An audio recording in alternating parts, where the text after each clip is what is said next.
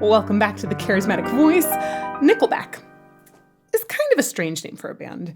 It reminds me of change jingling in your pockets and the silverback gorilla.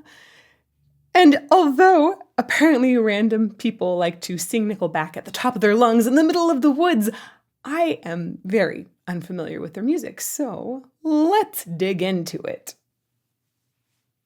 Never made it as a wise man. I couldn't cut it as a poor man stealing.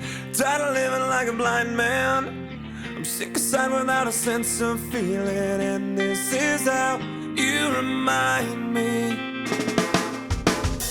This is how you remind me of what I really am. This is how you remind me of what I really am. It's not like you to say sorry. I was waiting on a different story. And this time I'm mistaken for handing you a heart worth breaking. And I've been wrong, I've been down, been to the bottom of every bottle. These five words in my head scream, are we having fun yet? Yeah. Whoa. The song is vaguely familiar. It's catchy. But like, holy cow, he's got a really cool instrument. Like his vocal instrument, it's really, really cool. I think that the natural timbre of it is awesome. I also am really liking the songwriting. There's several things here that I think are amazing. Okay, back to the beginning. We're going to dig into all of the details. Never made it as a wise man. Boom, right there. I think it's so fantastic that we essentially start and right away dive into his sound. I think the band has correctly identified that his voice is such a grabbing point. So grab the audience right away. I mean, we have very little going on instrumentally, just a lot of, we instantly get into his sound, and it's also, however they produce his sound, it's great. It's super present. We get that nice gravel right away. Never made it as a wise man. I couldn't cut it as a poor man stealing. Tired of living like a blind man. I'm sick aside without a sense of feeling. And this is how you remind me. This is how you remind me of. Man, is that like a parallel force that we're getting in the harmonies? Not sure. I'm going to check that out because the harmonies feel like it's got this like Gregorian essence to it. It usually means there's going to be some parallel things that break some traditional harmonic rules. But we'll check that out in a moment after we talk a little bit more about this gravel in his sound. Tired of living like a blind man. I'm sick aside without a sense of feeling. And this is how you remind me. So I have been looking down so many throats recently. I'm sorry, you guys. I know that sounds weird, but it's like the honest truth. I have been looking down throats and I've been studying footage like crazy, trying to understand where different sounds are originating from. And sometimes you can get a gravelly sound that is like naturally built into the instrument, but I've seen so many sounds that have like just this tiny bit of edge like this that I would consider it to be more of a false fold thing rather than a true fold. True folds being the structures that go wacka, wacka, wacka and create a pitch. And false folds are these bits of tissue that are just above. And sometimes we'll get like just a little bit of them into the sound and create this extra distortion where you get like that, just that edge there. I've also seen a little bit of a rytminoid action that can create that kind of sound. I'm not exactly sure where it's being created. My gut is saying a tiny bit of false fold, but I could be absolutely wrong. There's very, very little study that's actually done in this area. A little bit out there, but not much. But that being said, it's so interesting because every now and then he adds essentially more drive to the sound, and we get an extra layer of distortion, which makes me think, oh, is this complex? Are there multiple structures involved? I'm going to go back a little bit more again. And fairly clean there, actually, for just a moment. So that makes me think it's not likely to be like a part of his just true vocal fold anatomy. Tired of living like a blind man. I'm sick aside without a sense of feeling. Right there, that we lose that graininess. So that tells me it feels like there's something he can add and take away that's in his larynx. This is how you remind me. And then on you, it almost sounds like he doubles, but I'm guessing that it's just maybe another structure that starts going in his throat. Got a sense of feeling, and this is how you remind me. Whoa. This is how you remind me. I'm bringing out the keyboard, y'all. Got to figure out what those pitches are. You guys, if in case you're not aware, this is your first time here at this channel, we're going to go into some major depth still about vocal technique. But I do want to mention we've been doing research on distortion and extreme vocals, especially in metal music. And a lot of that was funded through a Kickstarter that a ton of you supported. Thank you to everybody who supported. We are making a documentary series from all of the research we've been doing. We have tons of papers in progress. We've been presenting at conferences. So if you want to learn more about that, check out the Kickstarter. You can find information about that probably in the About section or somewhere online at this point. And be on the watch out for a documentary that's going to let you look down these throats with me. Let's figure out what those pitches were. This is how you remind me of what I really am. This is how you remind me of what I really am. Yeah, so what's happening there is we're getting parallel fourths. My guess was correct. We're getting some parallel fourths.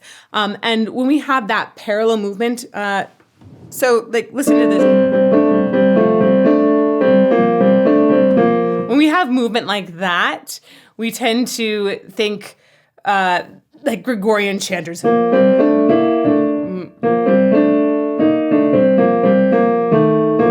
Right? It sounds vaguely like, oh, we're in some weird cathedral. Versus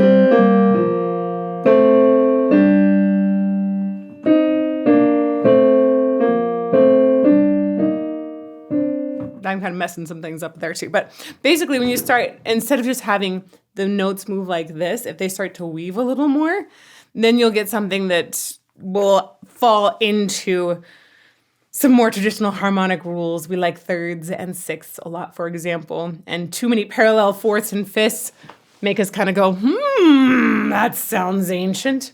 So they sound a little bit ancient, and it's cool and a little different. And also, this woman is gorgeous. Let's keep going in the music. You remind me of what I really am. It's not like you to say sorry. I was waiting on a different story. This time I'm mistaken for letting you. Interesting short phrases. I've been wrong. I've been down, been to the bottom of every bottle. These 5 words in my head scream, "Oh, we haven't fun yet." So just a couple things. We're going to go back and listen to this chorus one more time. But a couple things to notice for in there. I mentioned these shorter phrases. Let's see. It's not like you to say sorry. I was waiting on a different story.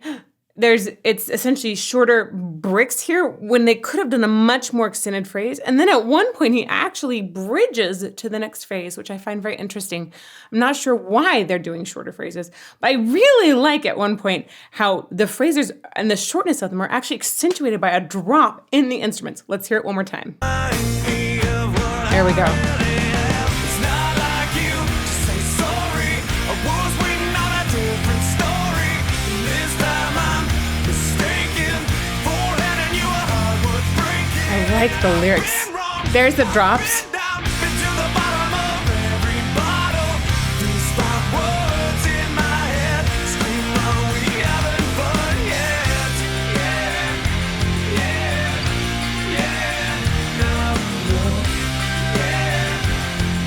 It's got sort of a grunge feel here. It's not like you didn't know that.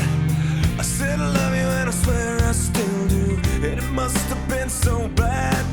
'Cause living with me must have damn near killed you. And this is how you remind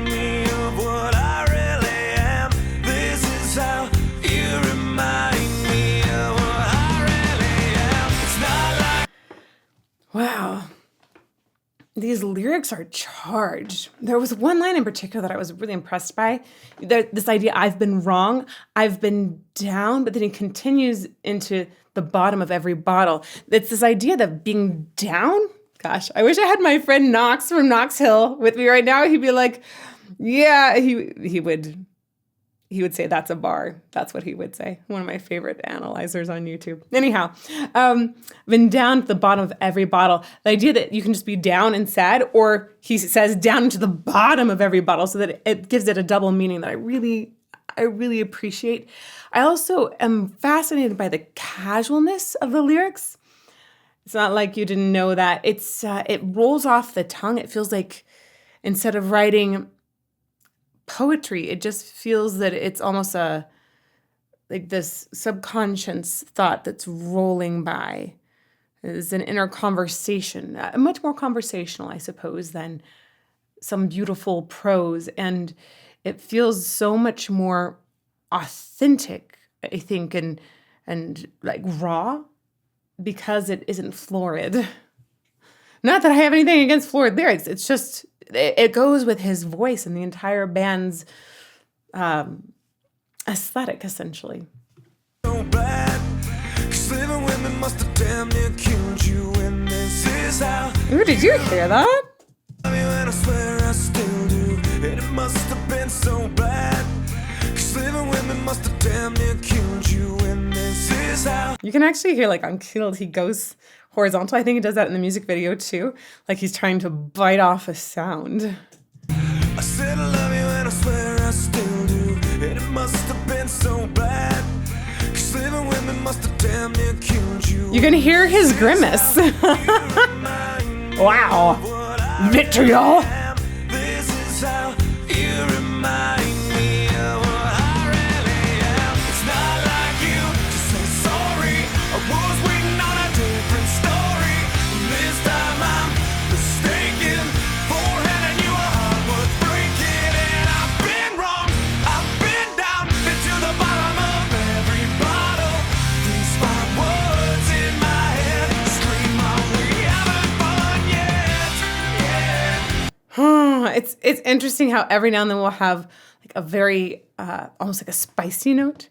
He at one point, it was right just before, he goes to a note that is a half step different than the one we would expect in this key. Into the bottom of every bottle. These 5 words in my head scream out, we haven't fun yet.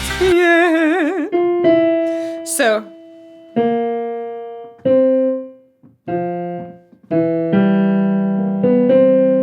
they actually go into like a C major moment. Wow. By going essentially from an F down to an E natural instead of an E. You would expect it to be E flat, which would make it a minor chord. Oh man, that's so clever. It gives just a little nod of this is more complex than your basic 4 chord song, right? I want to go back a little bit more and just dig into that tone quality as well. Like dig into his voice some more, because I find it delectable. This is how you remind me of what I really am. It's not like you to say sorry. I was waiting on a different story. This time I'm mistaken for handing you a heart worth breaking. And I've been wrong, I've been down, been to the bottom of every bottle. Okay. So a few thoughts for you here. It's like when I hear the particular granularity is one of the words that we're actually looking at for using in some research papers. I like this idea of granularity of distortion. Let's toss this word around a little bit more, okay? Let's put it out there into common vernacular when we're discussing rock voices. The granularity, meaning like how gritty is his sound? Is this sandpaper? Are these sharp rocks you found on your driveway? Right?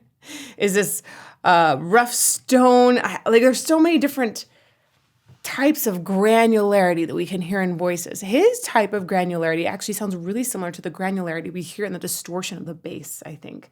There's a similar level. And I love that for the most part, it's consistent, right? It's like the rate that it's vibrating at stays pretty true. There's some minor variation, of course, but I find that fascinating because already when we start talking about this creating granularity or grit, it's a chaotic vibration that's happening. If it was a regular vibration, it would be a pitch, right? If it's noise, that's chaotic.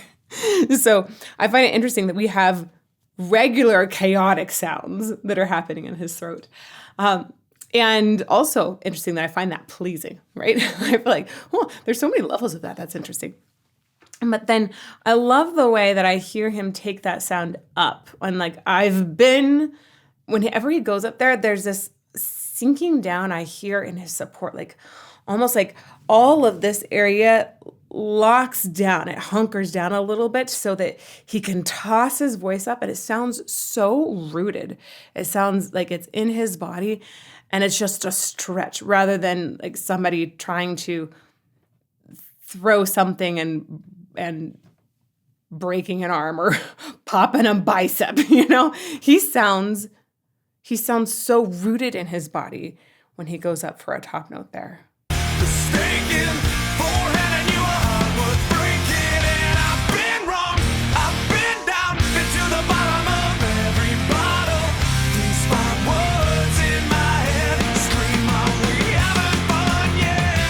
There's that beautiful raised note. Are we having fun yet? Yet, no. Okay, I'm going to be honest and say I couldn't really figure out what the lyrics were there. I could hear yeah. I thought he was saying yeah, no, and it's actually yet, no, referring to are we having fun yet? I would put this in our grunge category because the lyrics are a little bit difficult to hear, except for it's a little heavier. So I guess alt rock. Are we going to call this alt rock? What genre is this, you guys? You guys can get into arguments about that. I'm not going to try.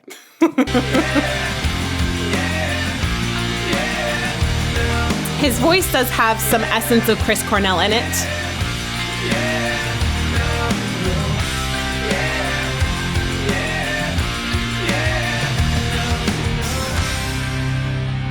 Also, his hair reminds me of Chris Hemsworth. Ooh. Never made it as a wise man. I couldn't cut it as a poor man stealing. And this is how you remind me. This is how you remind me. This is how you remind me. Okay. Whew. He sounds so intimate and personal there. My goodness. Look, I love the breathiness in his tone, right? His voice isn't pressed at all, which makes sense because it sounds like he's like whispering it in your ear. This song feels so intimate and regretful. This is how you remind me, oh my gosh, of what I really am. The more I'm listening to this song and digging into these lyrics, it's like this breakup he feels terrible for, and it sort of is holding him back. He's definitely not able to let go. Man, wow. This is sad. Okay. Sad but beautiful because wow, it's so romantic in there. Never made it as a wise man. And the total lack of that granularity in his sound. It's just pure cleans there. This is how you remind the breathiness in his tone really does make him feel like he's whispering. This is how you remind me. And there's that parallel harmony again. This is how you remind me. The bottom harmony does a little jump in there. It's not like you to say sorry. I was waiting on a different story. This time I'm mistaken. Beforehand I knew a heart worth breaking. And I've been wrong. I've been down. Been to the bottom of every I'm liking, I feel like each chorus has had a little something else to it. So even though it sounds so consistent, almost like a copy and paste, when we get to moments like this, you're like, no, he didn't copy and paste that, or at least not that section. It's going through a journey each time we get to the chorus, even though it has that remarkable consistency.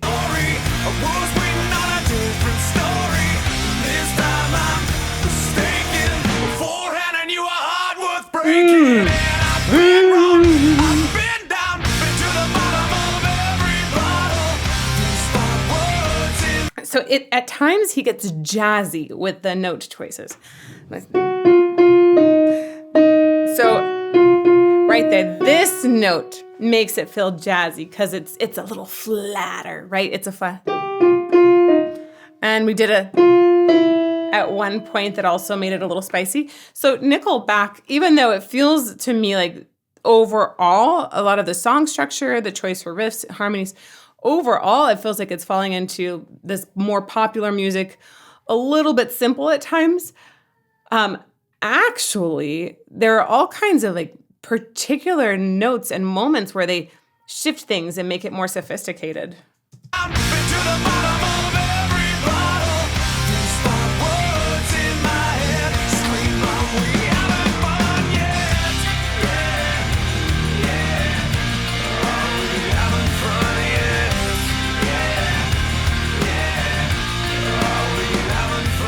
They've got some major like creak going into that sound too. Ooh, interesting.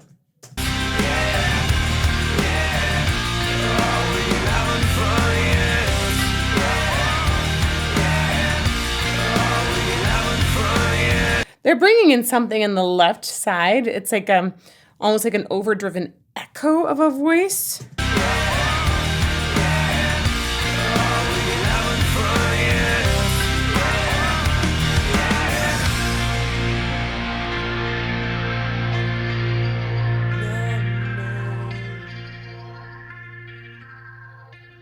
Huh?